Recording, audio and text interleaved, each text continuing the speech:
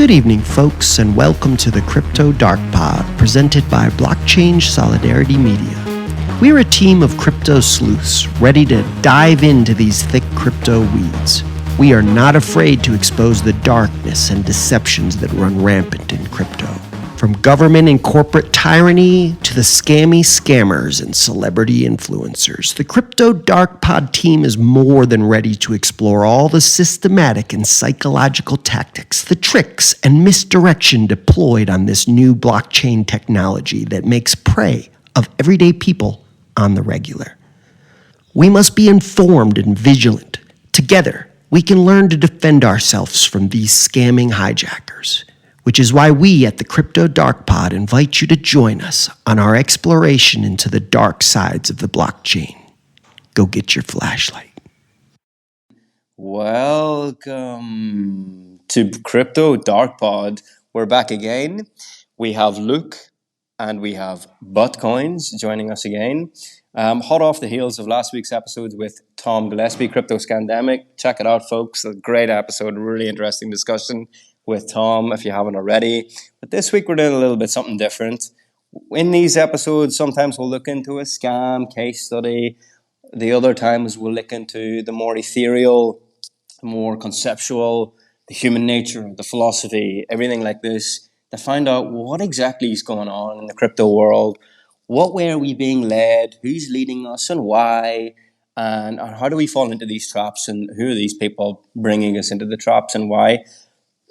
So this week, it's going to be so interesting. We're going to look into buzzwords, crypto buzzwords. And this is so prescient because anyone who's in the crypto world, or maybe you're just not in the crypto world, you may just have heard buzzwords everywhere. Oh, this, that, just stinging you everywhere. And even people who are in the crypto world are like, oh, what way are we using these things? Are we overusing them? It's just become so shallow. So it's a perfect time to look into this. And Buttcoins, you wanted us to get in and do this early, and I think it is so important. So let's crack on with it and just jump into some words.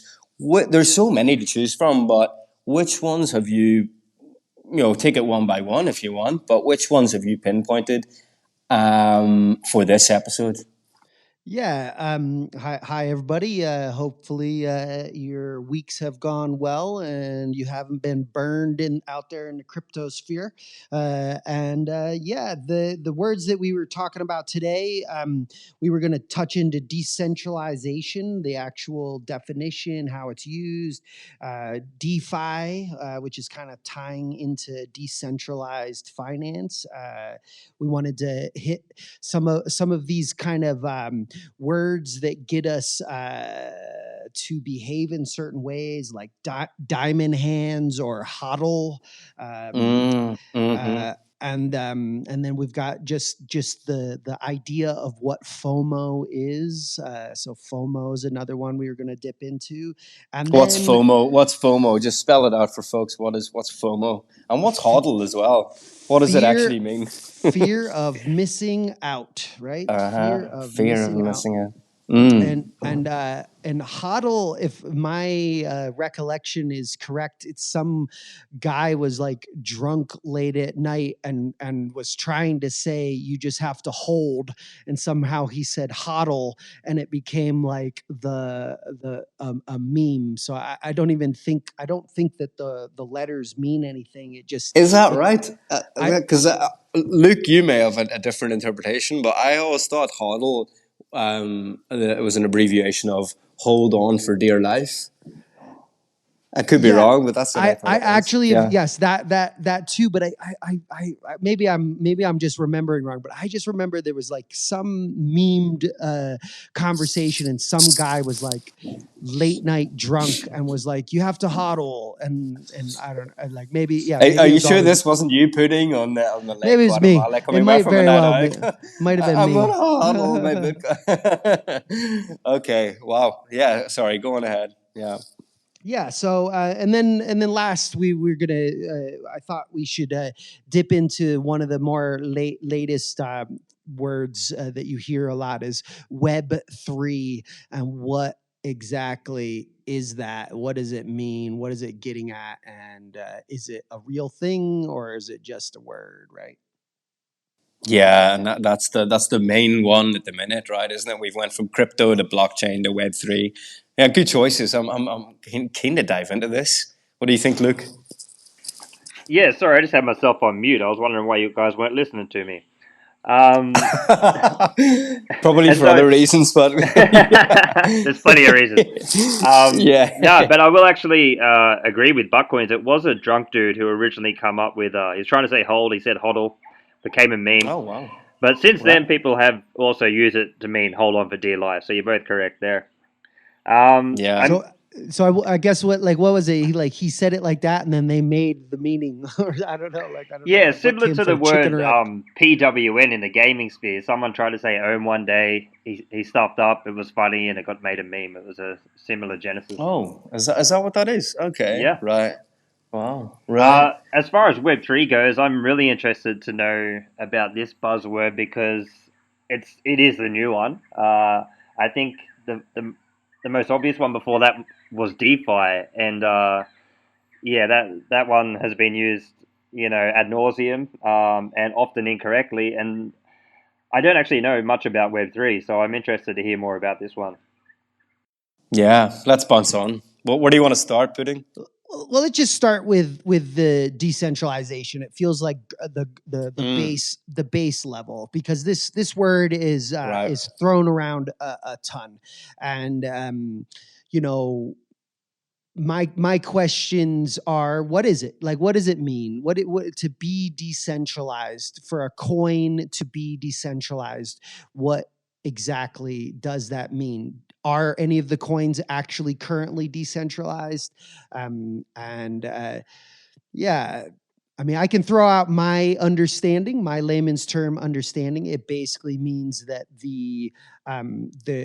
it's a trustless system because it's decentralized. It does not need a centralized control, and Yeah. many people verify a thing. Thus, you can maintain a degree of anonymity, and that the idea, I always look at it like this whole idea of the way ants communicate. They eventually get to the right place by all kind of communicating together and making lots of little mistakes, and eventually it becomes the most effective way.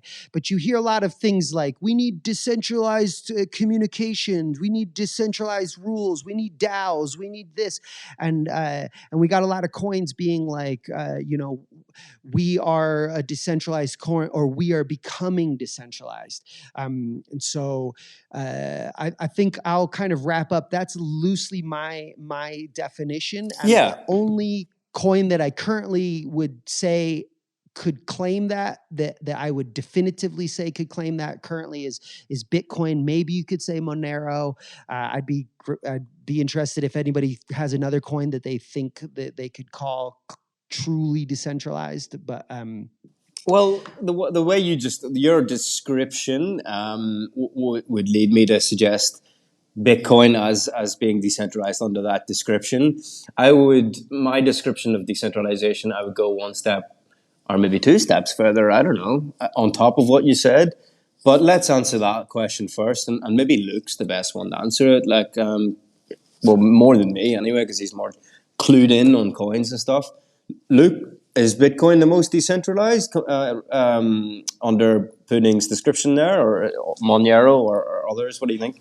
100% Bitcoin is definitely the most decentralized. Decentralization is super important to me, and so I'm glad we are talking about this buzzword because it does get used way too much for coins that have almost no decentralization.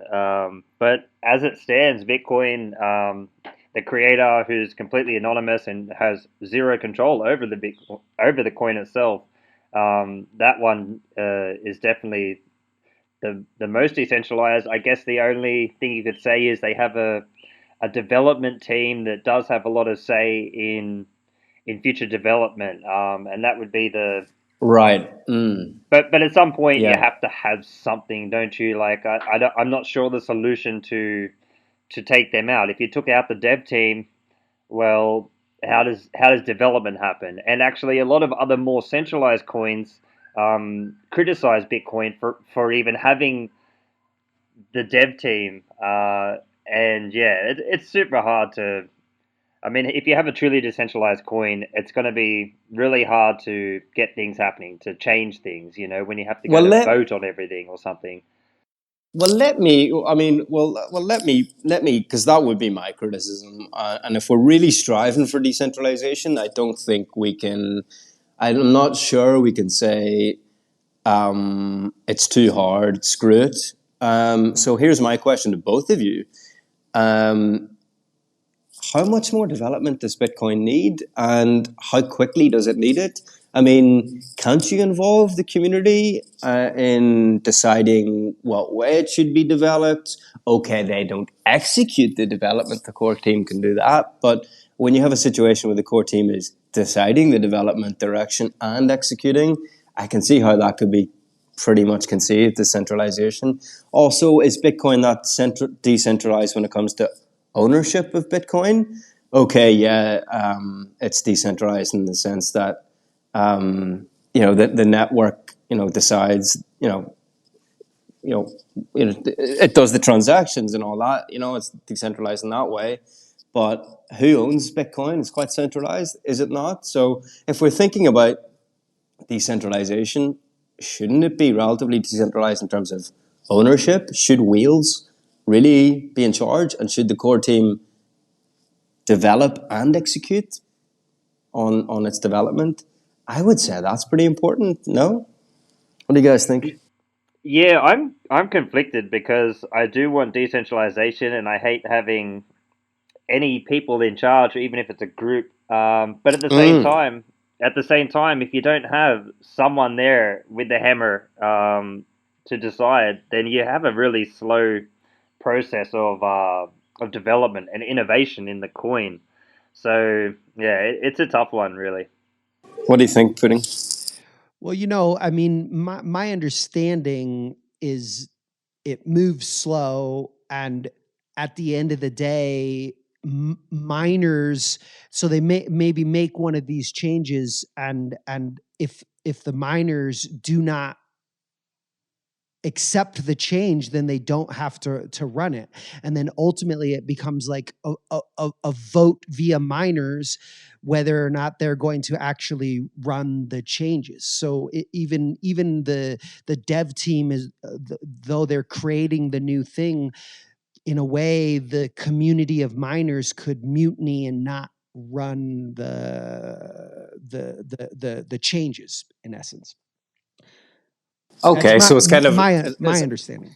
so That's a there good is some point. sort of informal sort of mechanism there where maybe even the core team takes signals from what when the miners are thinking, and whether they can't completely ignore what the miners think. So they're probably in Telegram groups of different Bitcoin miners, and what they're thinking about changes to the development, and then taking that on board and bringing it all together and all that. So it's maybe more informal in terms of okay. But what about this ownership thing? A lot of people complain about, and this is not just for Bitcoin, but it's for, if we're really talking about decentralization.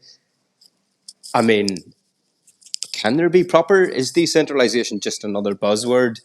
If some coins are owned by whales, oh, we're decentralized, but like, yeah, a lot of whales own your coin. So how decentralized are you actually? Do you have to have decentralization of ownership, not just control?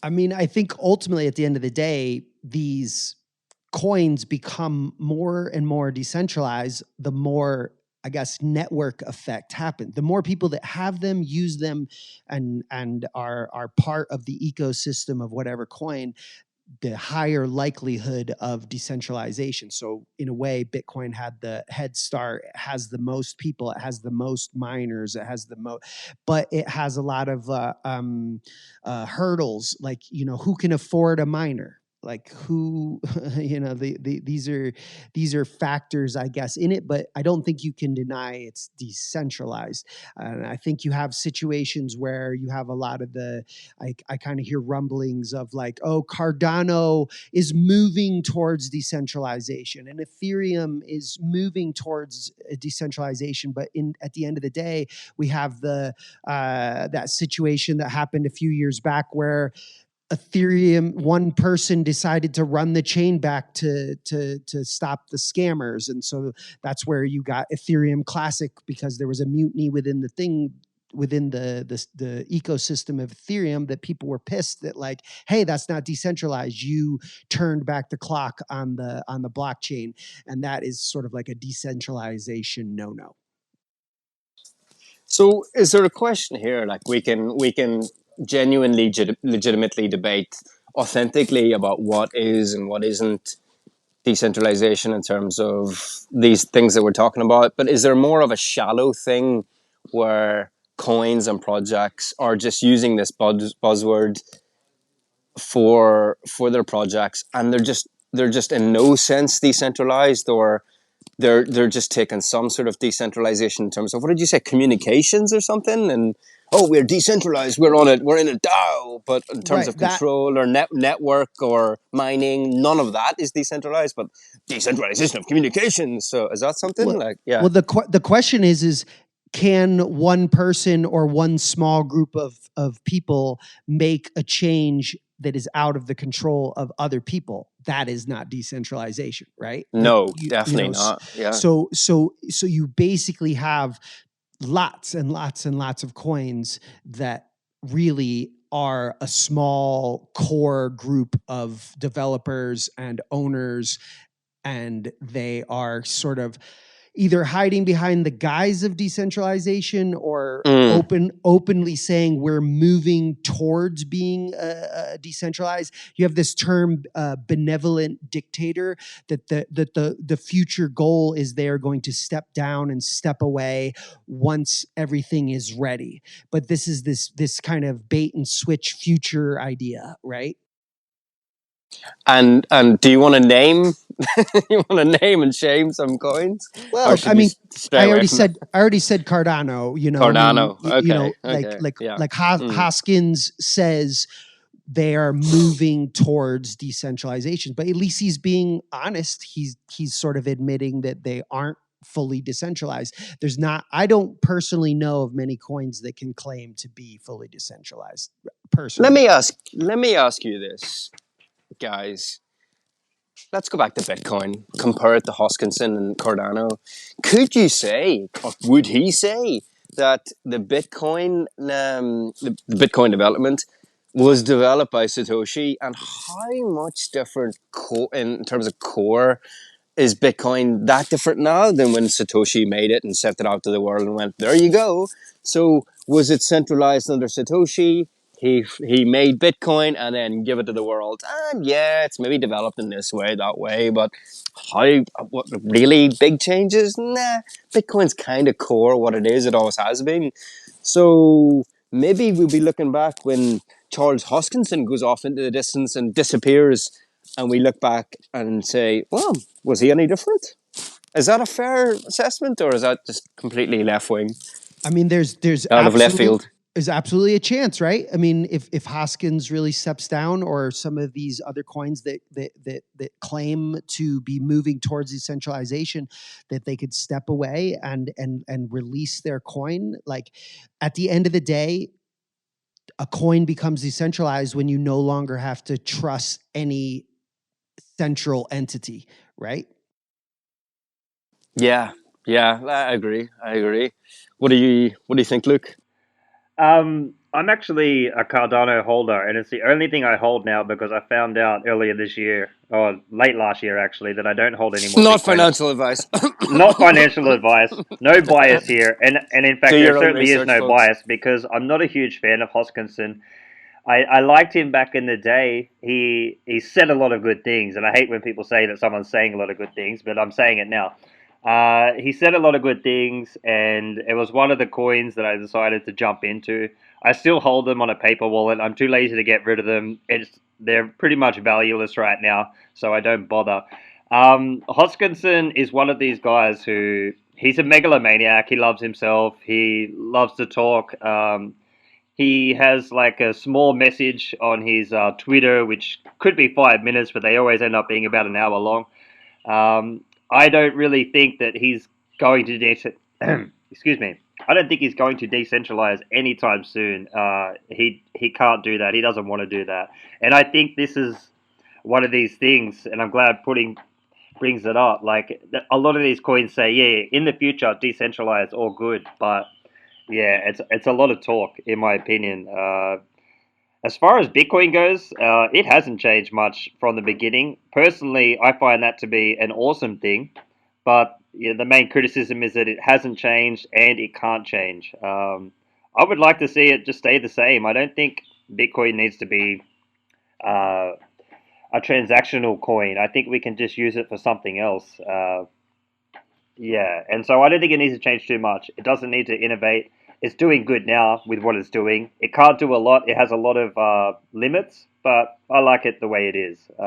And maybe that's fine, and maybe it's time to move on to the next one. But we can always come back to this. But I suppose maybe from my point of view, if I maybe clarify what I think, and I'm hoping I'm saying the truth of what I believe. I don't.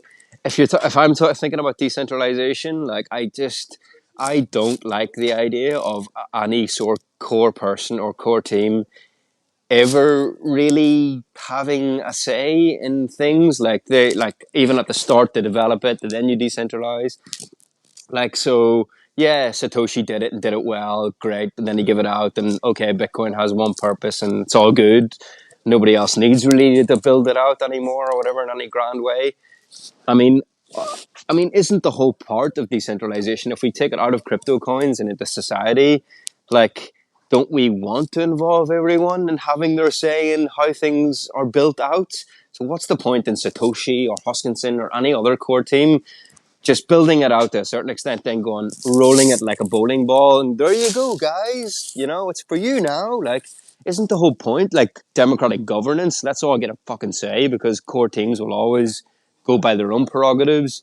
Why do whales own so much of this? They'll have more prerogatives over the coin. So unless you have some sort of equality or whatever, like, what are we really talking about here? Like, so I don't know, but maybe we can come back to that. But I'll just kind of tap in for my last point on this, which is I agree with Luke that I like to see Bitcoin just kind of pretty much stay the same, run the course that it's on, and I think where the change and development and innovation, it's on the Lightning Network, and ultimately each individual person has the ability to make their little adjustments in their little way on the Lightning Network. And if people choose to utilize the tool that got created, then that will happen. But that's where I see Bitcoin / Lightning coin having innovation. But the core Bitcoin, I'd like to just see it remain the same. fair. Right, what do we got next? What's the next one?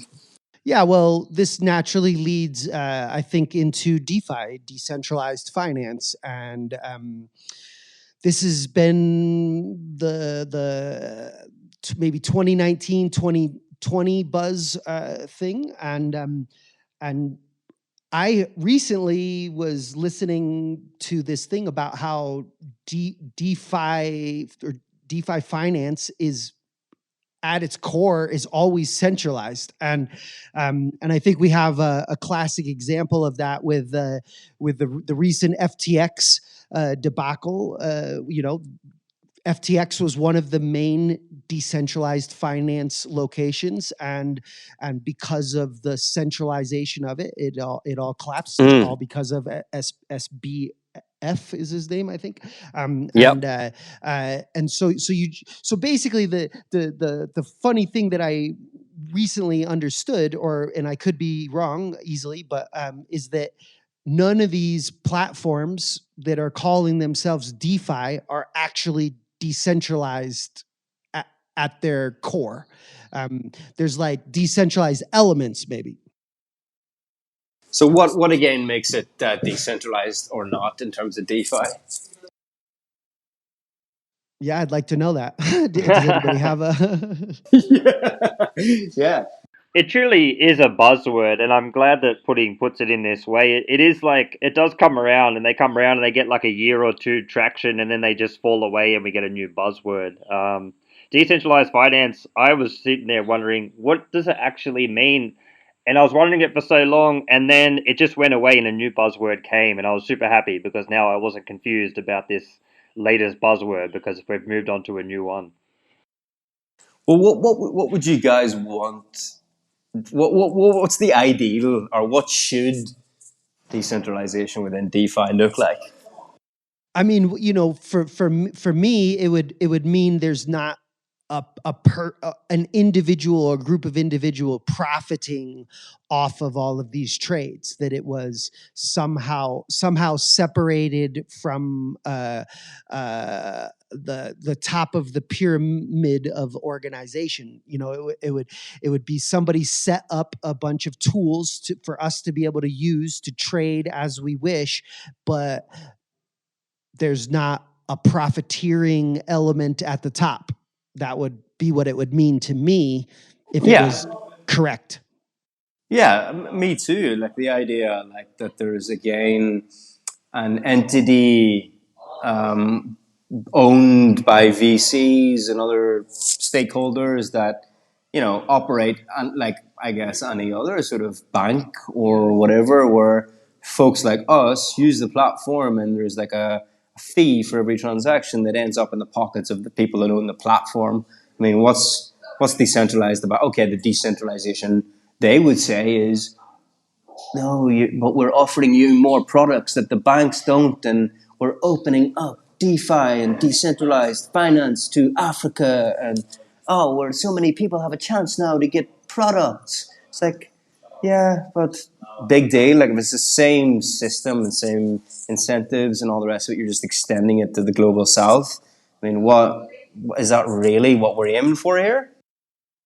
I mean, imagine like if it was truly owned by the people, and some of the profits taken from the little trades in and out, if that could be then used by votes via the community. Oh, hey, we're back to this, like we're going to plant trees with the money that's made off of our trade, but like ultimately at the end of the day, this isn't what's happening. None of these platforms are actually not owned by somebody. They're all owned by somebody. Somebody's owning all of them, which that in and of itself is the definition of not being decentralized and being decentralized. Like, in my world. And again, and maybe like you guys are more attuned to the likes of Uniswap or PancakeSwap are the ones out there that are like key DeFi protocols or whatever. But like, does it go back to the same sort of thing, like as what we're just talking about with the coins? Sort of as well control. I mean, who amongst us, and okay, maybe you stake Uniswap, and so you have some sort of incentive and to stay, and I don't know, maybe as Uniswap protocol like grows, your staking goes, I don't know, like all those kind of things. So they would say, oh yeah, no, but you are an owner and all this, but like, are you really? What are you really seeing there? Like, are you really milking? Are you getting a portion of the pie, or is like A16Z getting a portion of the pie? And then when it comes to like your voting rights, like, are you really like going to change the development and priorities of Uniswap and the fees maybe that customers are charged, the direction that you go? No, very unlikely. Sure as fuck somebody owns Unify, Uniswap, like, and Pancake Swaps. Sure as fuck somebody is profiting off of that. It's A16Z. It's the capital. It's the VC firm. Yeah, Silicon Valley. Yeah. Do you have any insight on this, Luke? Do you have any like actual like? Because I just don't understand why they even call it DeFi.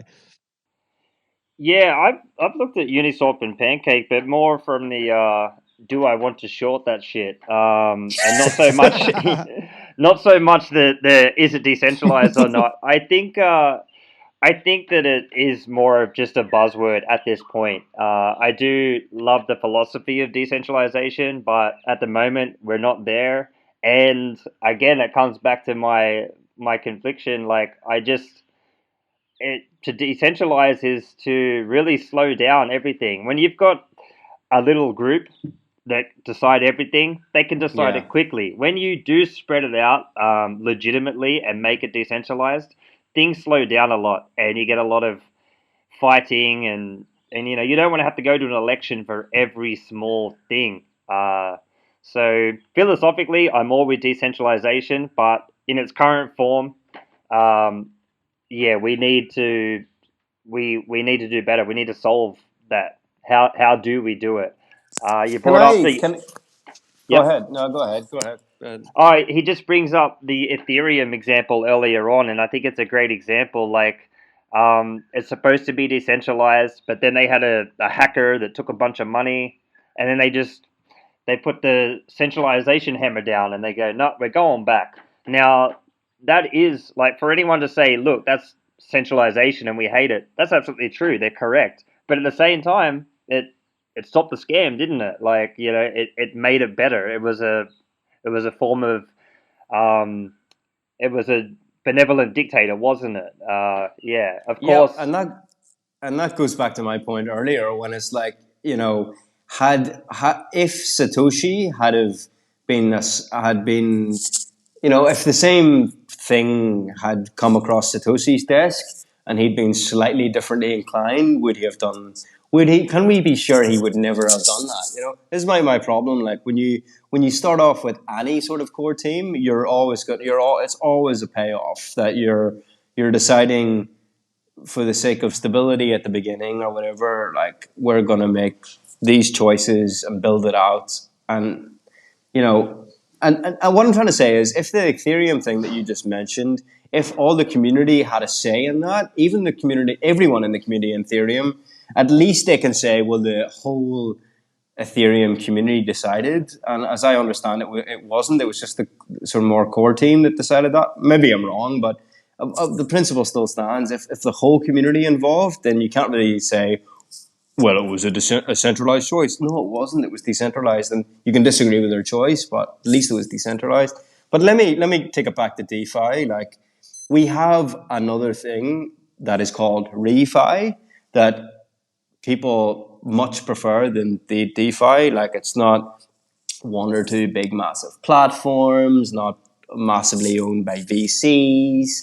It's more like small refi, regenerative finance protocols, loads of them, smaller scale. So you have competitive, you have more ownership in localities. So I think all the things that we're talking about is problematic with DeFi. The solution may be refi, circular economy, so it comes back to the people that are invested in it. It's like we've talked about this on blockchain solidarity before. It's like, invest to stay around, not invest to get your return and leave. So there's like circular economy is just protocols where you're inclined, and the whole purpose is for you to stay around and grow that economy and grow that protocol and reap the benefits. Everyone who's involved. So people don't like DeFi. Refi people like. What do you guys think of refi? Is that I re-centralized finance? Is that what that is? regenerative. Regenerative. Right. Yeah. I just outed myself as a complete normie there. I have no idea what you guys are talking about. Fill me in.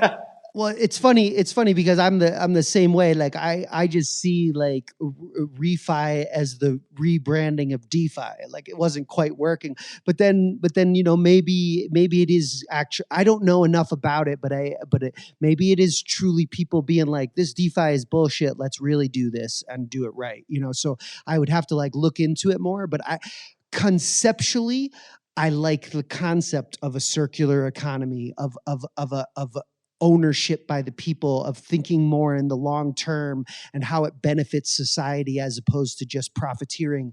So from all of those buzzwords that we use to describe regenerative finance, I'm in. But now like you'd probably have to do a deep dive and be like, what is actually happening? And Well, what let me very, very quickly, because we've covered this before, give you some insight into what it is. And in the interest of time, we'll not spend too long on it, because I really want to get on to HODL and FOMO. But if you were to twist your head 45 degrees and start walking north, you'd end up on the border of Mexico, and then you quickly find yourself in Chiapas. And that is one place where we covered this on Blockchain Solidarity before. There's a regenerative project there. I think it's called Ethics Hub. And basically, they've created a token, and the token, you can only own the token if you're a Chiapas a Chiapas coffee farmer from that specific province. And you can only, therefore, reap the benefits of the circular economy. Primarily if you're that person, right? So I think regenerative finance, when it's very local, the token is driven and owned primarily by the local community. And yeah, you might have other people around the world involved in staking, but they don't have ownership and control of the management of the token. Then that's when you really start to think, okay, the dynamics and economies of this actually seem regenerative and not profit based, and not exploitative and not extractive and all that good stuff. So yeah, I don't know. There's one example. Bounce up to Chiapas, a wonderful place that it is, and maybe you'd see it. But yeah, it's another good example. Yeah, might be a good Go one ahead. for a future show. Find the regenerative finance scam and the regenerative legit like project.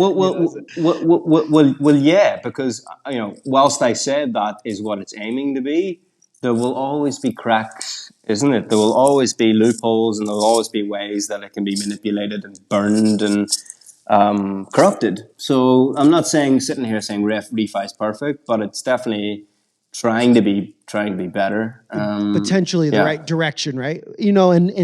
And tying in with the one of the concepts of it leads us right into another term, which is this idea of sticking around for a little bit longer. And you got like the diamond hands, right? And HODL. And so if we kind of dip into the psychological realities of what those words mean. So like to have diamond hands is really playing on I would call it like maybe a cognitive dissonance. It's like, yeah, the coin is going down, but be strong, be part of the community, have your diamond hands, and it makes you like part of the club that like, but it's like the greatest trick in the world. Like just hold on for dear life, while the coin goes down the toilet. Plummets. Yeah, yeah. And bye, and you get all these memes of like the red candle going down, and my wife's asking us, is the mortgage okay?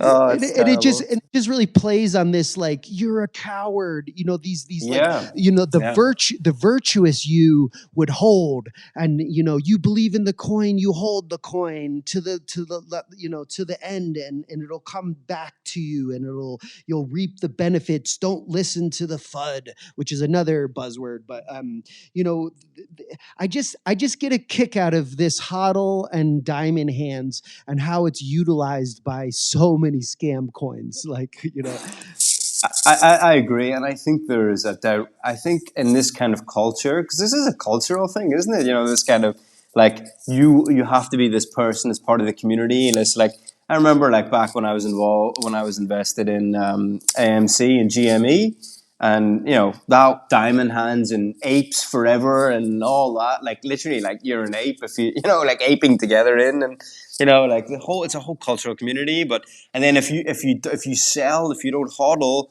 it's a quick line into, oh, you're a cuck or a soy boy, or like you're sort of weak, or like your wife's in there with the neighbor getting hammered, all this like all this kind of cultural like masculinity kind of stuff, that quickly preys on people who, can't afford to hodl right to the last minute because they have to pay for the water bill, but here's the thing, and I know this because I was involved in AMC and GME, it seems like one set of people who are telling you to hodl, and they're not fucking hodling themselves. They've sold and they'll buy. They're sophisticated enough to know when to have sold and when to buy back in again. But they're shouting at everybody else to hodl who isn't maybe that sophisticated. Is that your experience as well? It's like there's two groups here going on. Luke, what do you think? Yeah, the hodl and the diamond hands things, they're very profit centric. That's my issue with them. They're like, yeah, when you're talking about DeFi, even if it's a buzzword, even if it's not true, at least you're talking about protocol and something of substance. When you get to hodl Right. and this, you're just purely talking about, hey, can we make money? How will we make money off this? It's very Yeah. yeah, it's just super profit centric, and I hate hearing it for sure. Is this because what do we've talked a lot about Bitcoin. It seems like the Bitcoin community is, maybe a bit more forceful when it comes to this. HODL, diamond hands, compared to other cryptos. Like, whenever I hear it a lot, it's like Bitcoiners like, we're the one true coin. Like, just HODL, shut up. Like, it's gone back up to 70. Just shut up. Whereas you don't really hear that as much from the Ethereum community and etc. Maybe you do, and it's just my experience. What do you think, Pudding? Yeah, I mean, I was literally just gonna say, uh, funny enough, I somehow accept those words when we're talking about Bitcoin. Like, but when used by other coins, I'm like, that's bullshit. But somehow, I took, what is it called, the orange pill or whatever. I've been, I'm like, yeah, you gotta hodl, you gotta hold on and not be afraid of the FUD, and but I find all these terms. I more find it intriguing how they're used, and how, yeah, I love how you were like, Right. while other people are being paper hands, they're calling you lame for thinking of being paper hands, right? Like, they're actually selling and being like, diamond hands, be strong, and, don't be a paper hand, putz, and Yeah. but Yeah. it's just words to keep you like staking and not trying to get rid of the coin, so that so that they can still cash out at the right number, right? But what do you think it is? Let's look at it from the other side. Then the person that is being told to hodl. Like, what is it that's psychologically going through their minds where they do feel that pressure and they react to it, and they're like, maybe thinking, oh, I would have otherwise sold, but oh wow, the pressure's on me to hodl. Everyone's telling me to hodl. I'm hodling, therefore, peer pressure. What is it? Society, cultural pressure. What is it that makes people hodl when it's not in their best interests? I mean, I think it's a little bit about feeling like you're part of something special, and crypto Hmm. in general, like, gets into this realm where you feel like you're one of the few that is learning about the future, and other people don't understand it yet, and if they did, that they would get in, but now is our time to get rich and make money and have life-changing money, that like, this is our one time, to what I hear, that term, the one time in a generational wealth Yeah. flip. All of this terminology is about like pulling people into a club, making them feel part of a club, and then making them feel guilty if, like, diamond hands, man, you're out of the club. You're like, oh, you're not a real believer, right? It's all tying into this, like, belonging to something, and thus bad you not belonging, right? That's pretty core, like, caveman dialogue, but that is the gist of the way I see how it's being used and utilized. Look, Pudding uses the word club. I would use the word cult. Would you use the word cult? Uh, if you're talking about Bitcoin, I wouldn't go so far, but when you talk about a Mm. shitcoin, it's definitely cultish, and that's my bias there, isn't it? Well, and that's maybe another buzzword putting for the next episode. Shitcoin. What are these determinations and psychological sort of inferences on what is and what isn't a shitcoin? So maybe that's the next thing to explore and what leads us down that route. But everything you seem to explain there, it seems like the psychological dynamics of what you do when you're in a cult. There's no reason, no rational decision making. It's just, oh, I'm being told to do this. Must do it for the good of the group. Oh, I better do that. How is that not a cult? Somebody explain that to me. I don't know. It's I very mean, cult-like. it's, Cult-like, cultish. I guess it just depends on you could we don't want to get more attacks from the hex community, but like this situation with Richard Hart, I would say absolutely it's using cult like techniques.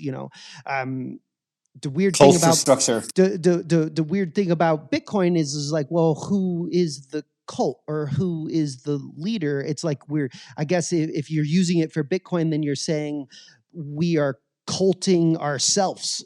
Like somehow like we're like individually all becoming our messiahs in our own right or something like that, and then you could sort of say Bitcoin is like a cult, but there's just no figurehead, and most cults have a figurehead, I guess. Got it. Let me ask you this, because this is just my curiosity about this.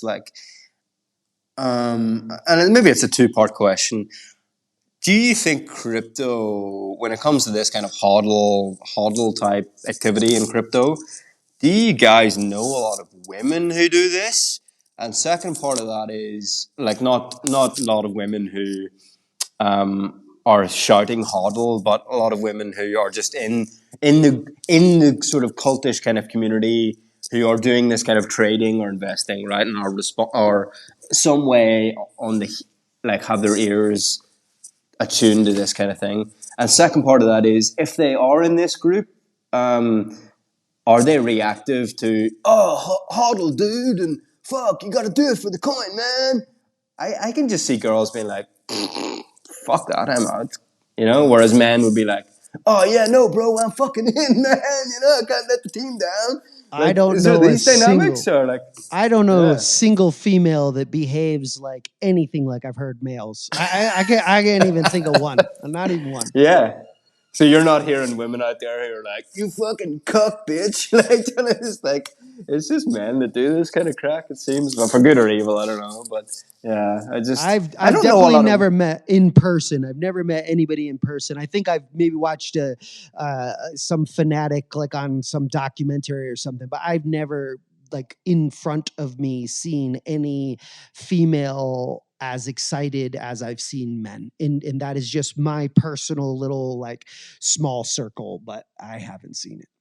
Yeah, I just think that the idea coming in my mind now, if I'm in a bar and a girl and I'm chatting to a girl, I'm chatting about crypto, and we're chatting about a coin, and I don't know, let's say I don't know, yeah, Bitcoin, and she's like, "You still in Bitcoin?" And I'm like, "No, I actually sold there." Yeah, everyone was shouting at me to hodl, but I got out, and she's like, "You fucking cuck! You should have hodled." It's just not gonna happen in a million years. That'll be hilarious. Yeah, because the flap of the exit door, the second you mentioned Bitcoin, they were already gone. Yeah, exactly. Yeah. Oh god. All right. What's the next one on the list? That's So we got yeah. kind of tying into these the same direction. We had FOMO, fear of missing out, which I think is it's been a driving mechanism for relieving the money from people's wallets. Yeah, yeah. Do you think it's just pure and out? No debate about this. Just pure a scammy thing, like fear of missing out. Like just get in, throw it all in, and this comes along with as well. What is it? I'm not attacking the Bitcoin community here. I'm pro Bitcoin, but is it? It's maybe just because I've a few Toxie Maxi Bitcoiners on my Twitter feed, and I do often see it that they say, okay, if you don't want to buy Bitcoin, what is it? Don't buy Bitcoin, stay poor or something like this? Does this go along with FOMO and fear of missing out and, oh, if you haven't got in, stay poor, asshole, or something? Like, I don't know. Like, what's really behind people's drive to get in and fear on missing out? Luke, what do you think? I think it's a lot of greed, to be honest. You know, this the fear of missing out, the diamond hands, all of these things are designed for us to make irrational decisions based on our bottom line.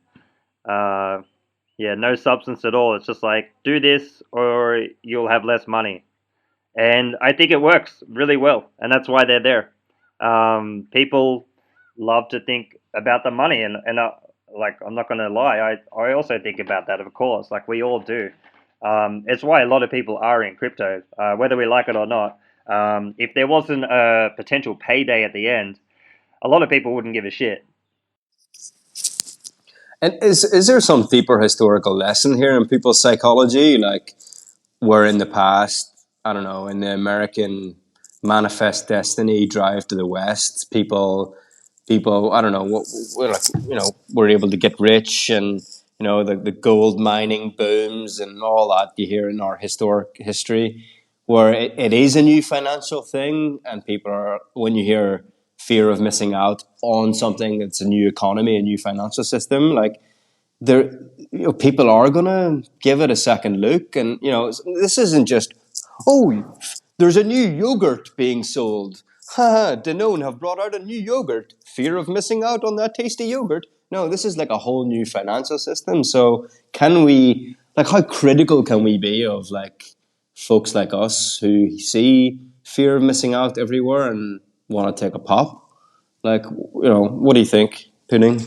Well, I mean, I think this whole realm of this new technology is oftentimes selling this this is your opportunity. It's right here for you to take.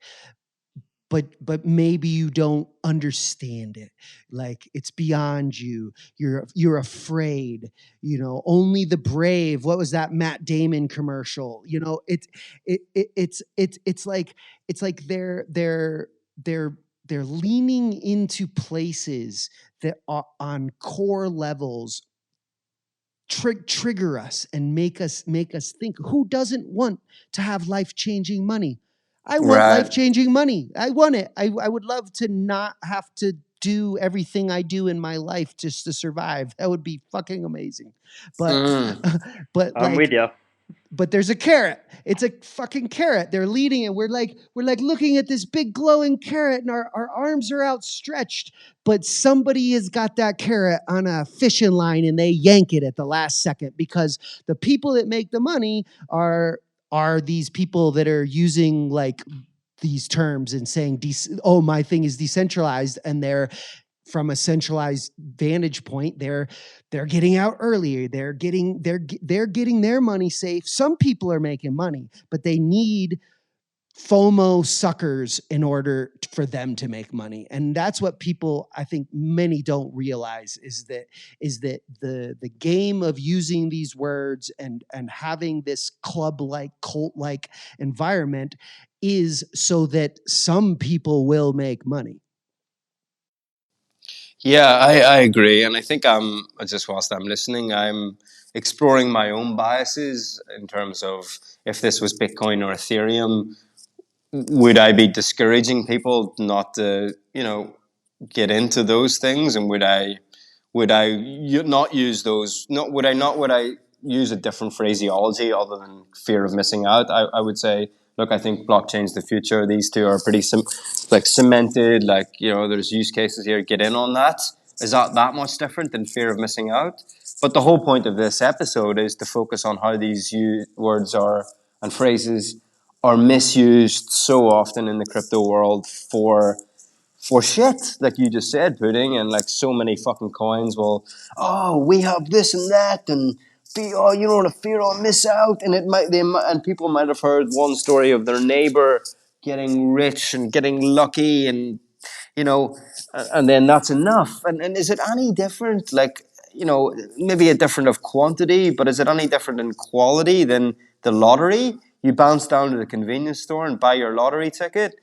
You invest in this crypto coin, and how many of them go up in smoke compared to the one that actually on one good trade works out for one dude in your neighborhood, So, Right. so is it just a glorified lottery? Like this, it's the Beeple reality, right? It's like that guy won the lottery, right? He sold the most expensive NFT, right? But Yeah. and he was used as this, oh, if you're an artist, this is your chance. This is going to change artistry. And not to dip into a whole nother area, but this is going, it's in all of them. It's like you always hear about this, a person that made all of this money and switched their life, and now they get to live the easy road. But the reality is for every one story like that, there's like, I mean, I know all these people that just got destroyed in this last market, this last bull run. I know people that, like, I met this one guy. He was like on the verge of tears, and he invested. His grandfather died, and he put all of his money in, and he basically lost it all. And it's just like, I've heard so many stories like that. Much more. Yeah. Yeah, and I think we are, and those kind of stories are absolutely everywhere. But I think it's interesting that how many stories are out there like that and are very close, especially in this world. You almost just have to look to the second person beside you to probably hear something like that. But yet nobody seems to learn, and everyone will probably. So the next coin comes along, fear of missing out. We're all just like, all right, got to get in on that as well, So, what is it like? Is this is this a human nature thing, or is this a strictly Western? Gotta make it big. Gotta get the fancy car. Gotta get 1 million by 30. This coin will get me my million. How many cultures around the world are thinking like that? How endemic to human nature is it to just want to just seize that opportunity to make it rich quick? I can think of other cultures, like even in my own country, who turn their nose up at the lottery, and they're just like, I'm not doing no fucking lottery. I'm not getting rich like that. I'm gonna work my ass off and prove myself and build a business. That's how you get rich properly, and that's actually honorable. I don't know how endemic is it the human culture, but yet it seems that it's just so we're also susceptible to it. It's like everybody's looking for a shortcut. It's like it's a shortcut, but the reality is most fortunes are made through sweat, blood, and tears. Right. But yeah, that's the harder work. But I do think our culture's changing to take the shortcuts, and that's maybe again going back to the DeFi refi. I think it's really problematic that we're even thinking about an economy where everyone's just either there's so many more people broke, or there's so many more people just like not getting into the middle class or whatever, and yet everyone's thinking gotta take my big shot at this coin or this lottery ticket to make it out of the darkness. Do you know what I mean? Whereas the other may be sustainable. Whilst we're talking about realities versus ideals with all these words, what's the ideal? How do we want to encourage people to get involved in this, but not in a way where it's, as Luke said, profit based and speculative? Is there the side of blockchain that is again long term, regenerative, collaborative, sustainable? Yes. The answer to that is yes. But it's harder to find, and it's not getting fired into the DMs of your Twitter every day, So that's the battle that we have, isn't it? It's harder to find, and I think in action, it's harder to find people to partake in as well. It's almost like when you start talking about this is a real one, and this isn't just about profit, then you got a bunch of people being like, well, why the fuck would I do that then? So I was having this conversation last week where it's like, we constantly have issues with the ATM. The ATM runs out of money, and we've got a Bitcoin ATM here in town. And people come to our reception and they're like, oh, the ATM was out of money, I don't have money, and I say like, well, do you have any Bitcoin or crypto, because there's a Bitcoin ATM here, or even just the reality that we accept, we're here in the town that I'm in, there's a bunch of places that accept it, but nobody's using it. There's lots of people talking about using it, but there's very, very, very few people actually using it. So I kind of get into my mind to just being like, am I disillusioning myself, or is there really a future? I guess the FUD gets into me sometimes, and I'm like, because I'm looking at a truly, like, where you've been here to the lake, and it's a unique little place. But even here, where all these unique people come, the people that are more brave, maybe you would call them, they're travelers, and they're more interested in crypto, but people aren't using it. They're still not, like, you could use any crypto here to buy to stay at this hotel. I had like this whole last year, like three people took it up, like that. Wow. We have hundreds of people come here, and so yeah. What do you put that down to then? What do you put it down to? I don't know. This was the conversation I was having at the last Bitcoin meetup. We were just being like, what is it? There's barriers. It's not easy yet. Most people are using it to speculate. Who wants to spend their Bitcoin right now while it's down? Everybody wants to buy it while it's down. Anybody that knows. So who wants to actually come and like use Litecoin to spend, because it just doesn't make sense to spend it now. So there's a couple factors like that, but I don't exactly know, but I do know that it's made me question whether I'm living in a bubble.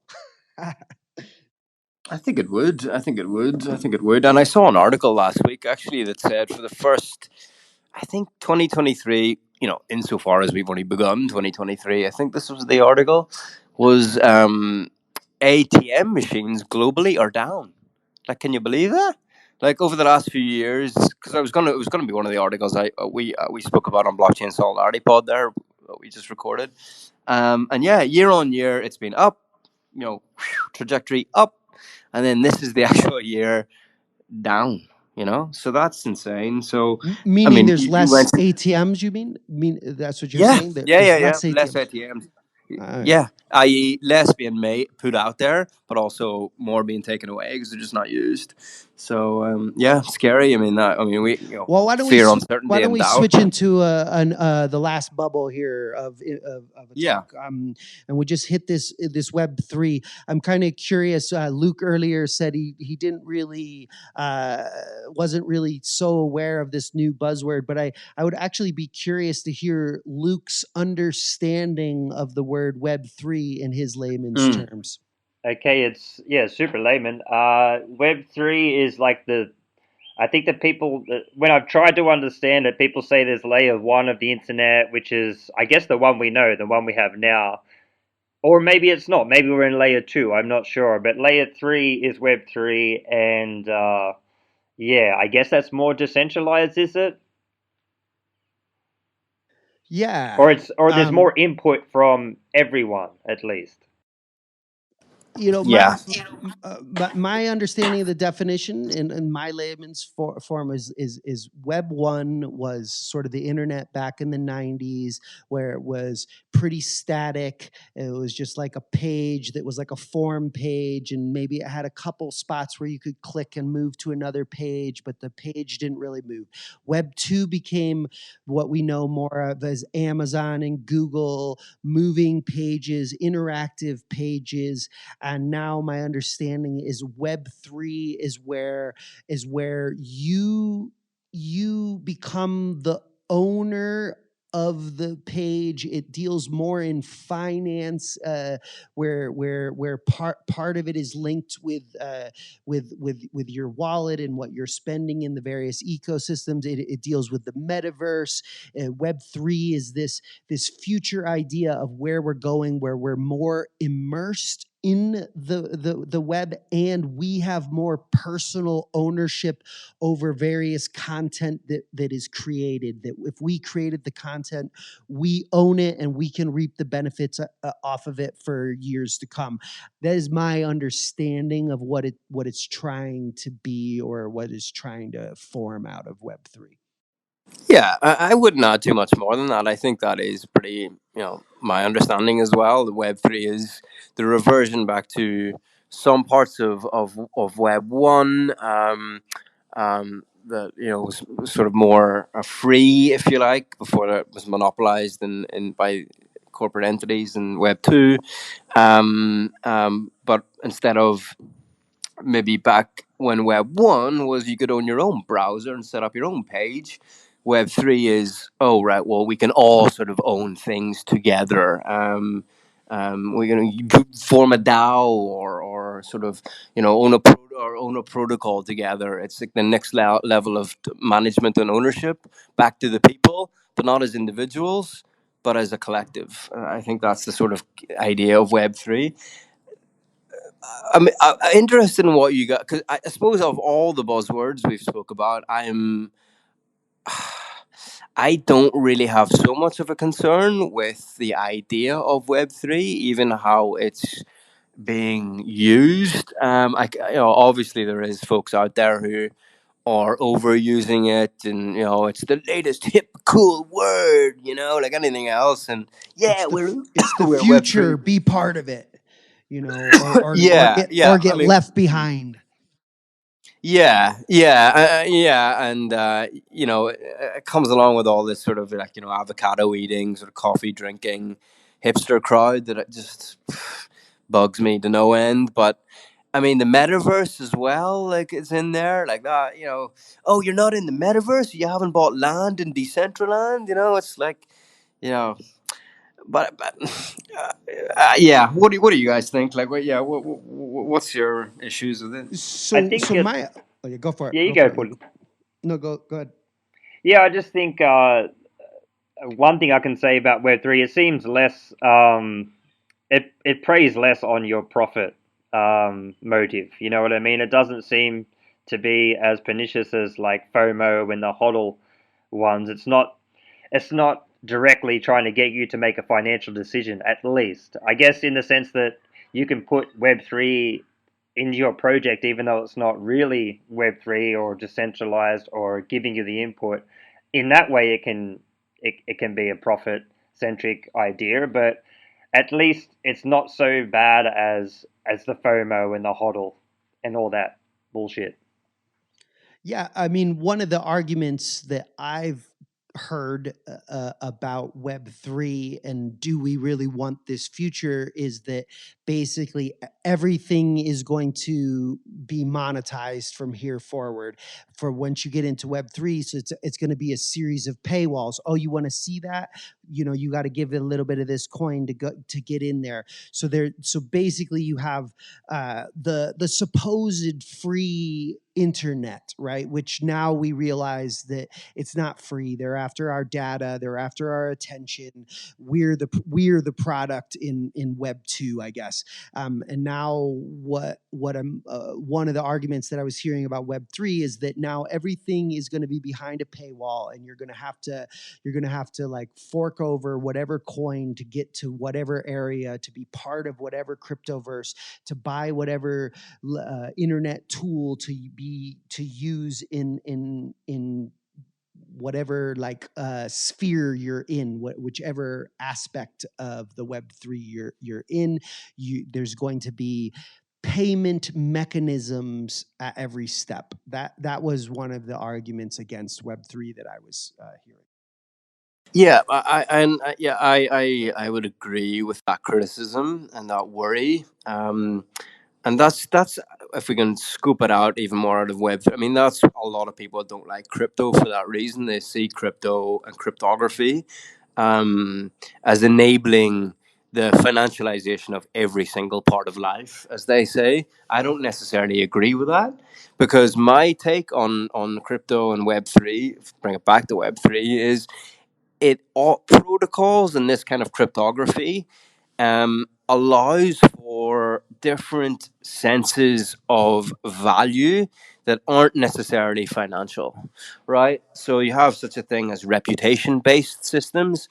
So, for example, and we're thinking about bringing this into the Discord, a lot of different projects do, is say if you do like a clip for us of this podcast, right? We might not be able to pay you right now, but what we can do is we can give you an NFT badge that said that for a month you put out clips for this podcast. It was ace, and it got us half a 50,000 views on TikTok over the space of a month.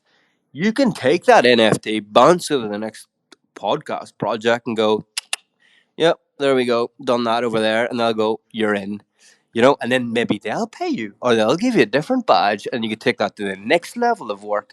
So, what I'm saying is, it doesn't have to be like monetary, it can be all sorts of different things, different senses of value. And yeah, maybe if I have to bounce into another community and show my reputation badge, or I don't know, maybe have to pay like 0.0000005 Ethereum to reap the benefits of that community, then I'm fine with that. The only problem that I have is if it's scarcity. So if there's different asymmetrics of power that mean that I don't have that money, and so I can't access those communities as often, or and we create like this society again where it's for some people and not for others. But if there's like abundance and everyone, if they want, has enough Ethereum to get in there or a badge to get in there, and there's like abundance, then it just sounds good to me. But what do you guys think? I think if it's on based on reputation, that's a lot more appealing to me than if it's based on some monetary thing. Like I'm famously stingy. I don't want to be paying all the time for little things and having to get these different coins for different websites. But if it's something like, oh, you've put in this much and you got, let's say, this many likes or whatever, then that's almost a currency in itself. You get more influence within that site or community. That's really cool. I like that idea. We sort of already have that, but maybe we can evolve it. Yeah. Or let's talk about an example from earlier with the Chiapas farmers.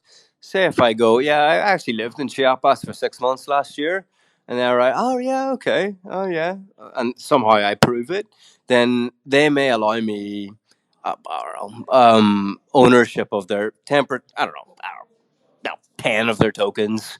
Do you know what I mean? Like, it's that kind of thing. That sounds ludicrous to anyone who doesn't know much about this, but that's the way some people are thinking about this. And some way it's actually existing now in Web3. Like, all these sorts of different things of value. And a lot of the Ethereum community love this kind of stuff because they base their economics on David Graeber, who was like an anarchist.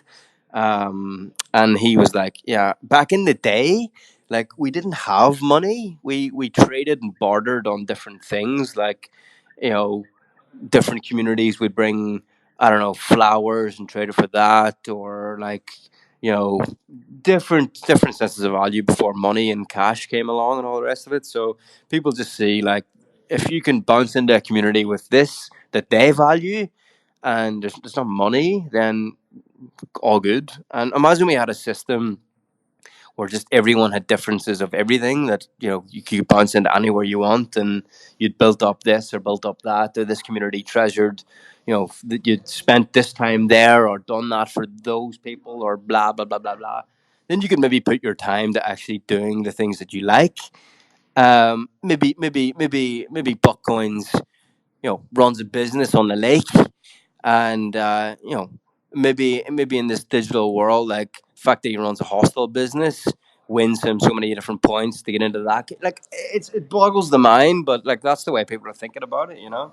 So I Yeah, I think could that's see pretty some. good. I could see something like that if it. I like the concept of reputational value. I do like that as a concept. I guess what we have here is another one of these situations of a thing that the future will show, this is coming, this is what it will be like. And what Yeah, often happens is our concepts of what it will be like is not always the reality. And in fact, I would go so far as to say I oftentimes agree with that. it's reverse, and it's just, oh damn, I didn't see that, that's ugly. Like, so many situations of social media, from social media to Google to all of these situations, there was so much future and potential in the internet, and then now we're all kind of like being like, oh my god, what has happened to our society? So I mean, I think there's something there. We're kind of getting long-winded in the episode, and I feel Yeah. I just sort of, I kind of feel like one thing that Luke brought up and we've touched into is this changing narrative of the buzzword, and how it switches from one term to the next term to the next. And ultimately right now we're kind of in the Web3, kind of just off of the tailwinds of the NFT. And I see a bull run here in the next sort of year to 2 year time period. And I'm really curious about what will be that next buzzword and what the next thing was. And I posited it in our chat that my prediction. I sort of want to get this out into the world as my prediction, and just see if we're wrong, if I'm wrong or right. But you watch the next one, it's going to be AI. It's going to be somehow Oh yeah. AI and crypto connecting, and there's going to be some new term, and it's going to be all of the rave for this next bull run. And does it have this AI element? Because that's the essential ingredient. That's the real future, and that's where we're really changing humanity and wealth, and it's gonna have something to do. My prediction is I don't know what it is yet, but it's gonna be tied to AI. I don't know what it I is, think but you've so. already got me FOMOing, man. Yeah. Where do I You gotta invest? hodl me some AI. Yeah. Yeah, we funny enough, and I know you did come up with that before, a few days back, but it wasn't in my mind actually, or maybe subconsciously it was when we just did that blockchain solidarity app with Claudio. We were saying that is already the new craze. I don't know if you saw Elon Musk's tweet earlier. He actually tweeted something like, it was in like a sarcastic way, like quotation marks. Yeah, bro, I used to be into crypto. Now I'm into AI, man. Something like that, It's going that way. But I don't see how they're mutually exclusive. But I that's think just I me. think it'll be some sort of combination of the two. It'll be like where crypto meets AI, and there'll be some buzzword around that, and like Yeah. We'll definitely get a bunch of more coins soon that will just say AI in the white paper somewhere. It'll have nothing to do with AI. Maybe they got ChatGPT AI to write coin. the white paper, but that'd be about it. You know what I mean? Yeah, that might be it. Like, all sorts of AI linked coins and chat GP based white papers and all the rest of it. That might be the first incarnation of this. We should return to a buzzwords slash the next fad slash the next dystopia regularly. I think, like, maybe every third or fourth episode or every second month or something, because I feel like this yeah, has been a really fruitful discussion. this is the tip of the iceberg of buzzwords, I would say. Yeah. Crypto is Yeah. very jargon heavy for sure. Also, I think buzz memes is another good thing to look at too. Not just the words, but we have a lot of buzz memes, ideas within the community that just are very strong. And yeah, that could be something to look at too. Buzz memes. My God. My God. Well, should we wrap it up there, guys? Yeah, like I think we give that a good run.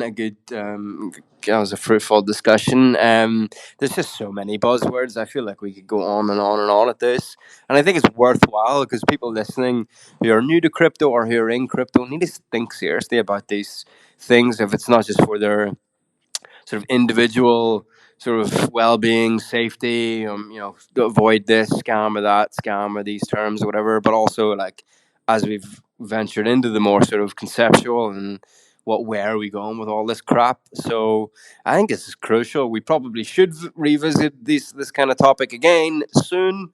But it's been really interesting. So yeah, thanks Pudding for bringing that forth. Definitely. Really cool. Pleasure. Yeah. Nice work. Nice one. So, folks, thanks for listening. Next step, we're actually going to be looking at what was it called again? Squid Game. Squid Game, the Squid Game scam. So yeah, that's exciting. Stay tuned for that. That's going to be a case. Well, it's going to be a case study. We're going to do these case studies every so often. So it's going to be that one. So stay tuned for that, folks. It's going to be fun.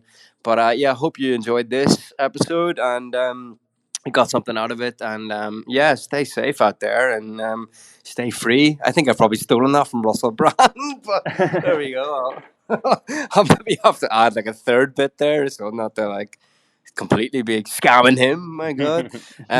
Anyway, yeah. Cheers, guys, and Cheers, thanks, folks, yep. for listening. And Later, yeah, guys. join us next time. Cheers, everyone. Bye. Bye.